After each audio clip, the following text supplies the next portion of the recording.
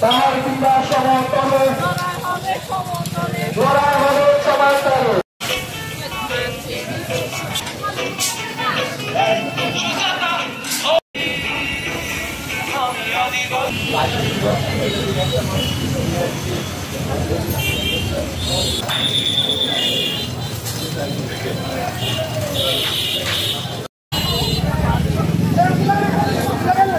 আপনাদের এখানে সুবিধা নিয়ে বলবেন, হসপিটাল, স্কুল, কলেজ, এগুলো সুবিধা কেমন আছে, কেমন পাচ্ছেন?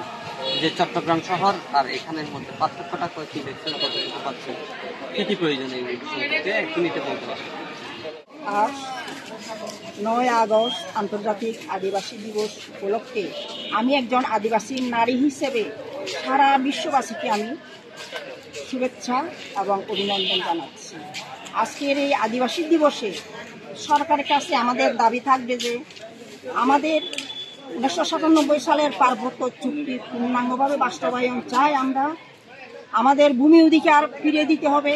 1900 সালের আইন মোতাবেক আমাদের রীতিনীতি, কালচার এগুলো আমাদের অধিকার দিতে হবে এবং জীবনের নিরাপত্তা দিতে হবে আমাদের আদিবাসীদেরকে।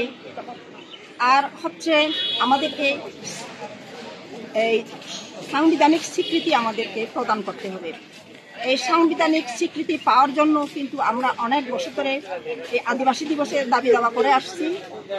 1972 সালে বাংলাদেশ সরকার তখন এই ILOর 107 অনুচ্ছেদে তিনি স্বাক্ষর করেছিলেন আমাদেরকে আদিবাসী হিসেবে স্বীকৃতি দেওয়ার জন্য এবং আমাদের অধিকার প্রতিষ্ঠা করার জন্য। কিন্তু অদ্যাবধি আমরা সেই বাস্তবায়ন এখনো দেখিনি। বর্তমান কেয়ারটেকার সরকার সহ আগামীতে যে সরকার আসবে আমার দাবি থাকবে যাতে সেই অধিকারগুলো আমরা ফিরে পাই। ধন্যবাদ সবাইকে। প্রতিষ্ঠা ও ভবিষ্যৎ গঠনে কৃত্রিম বুদ্ধিমত্তার সার্থক প্রয়োগ এই প্রতিপাদ্যকে সামনে রেখে আজ 9 আগস্ট আন্তর্জাতিক আদিবাসী দিবস 2025 উপলক্ষে আমরা বাংলাদেশ মারমা ছাত্র ঐক্য পরিষদ থেকে বর্ণাঢ্য র্যালি এবং মানববন্ধন করতে যাচ্ছি। এই মানববন্ধন থেকে আমরা সরকারকে জানিয়ে দিতে চাই যে আমরা এখনো পাহাড়ে আমাদের 51টি জাতিসত্তা এখনো আমরা বাস করি। সেক্ষেত্রে বাংলাদেশে আমাদেরকে আদিবাসী স্বীকৃতি দিতে হবে এবং সংবিধানে জাতীয়করণ করতে হবে।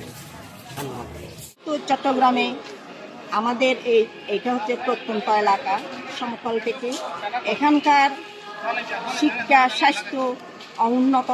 এখানে শিক্ষা ব্যবস্থা একদম খুব নাজুক, ঠিকমতো ভালো শিক্ষক পাওয়া যায় না এবং বিশেষত আমাদের আদিবাসীদের হচ্ছে নিজস্ব ভাষায় আমরা পড়ালেখা করতে পারি না।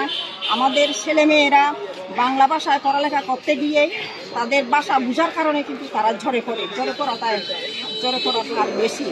তো সেই কারণে আমরা স্বাস্থ্য, শিক্ষা, খাদ্য নিরাপত্তা এবং আমাদের ভূমি অধিকার নিয়ে আমরা যেন ঠিকমতো আমরা এখানে বসবাস করতে পারি, সরকারের কাছে এই দাবিগুলো আমি জানাচ্ছি। ধন্যবাদ। আজকে জনপ্রতিনিধি হচ্ছে প্রত্যেকে আমি ধন্যবাদ।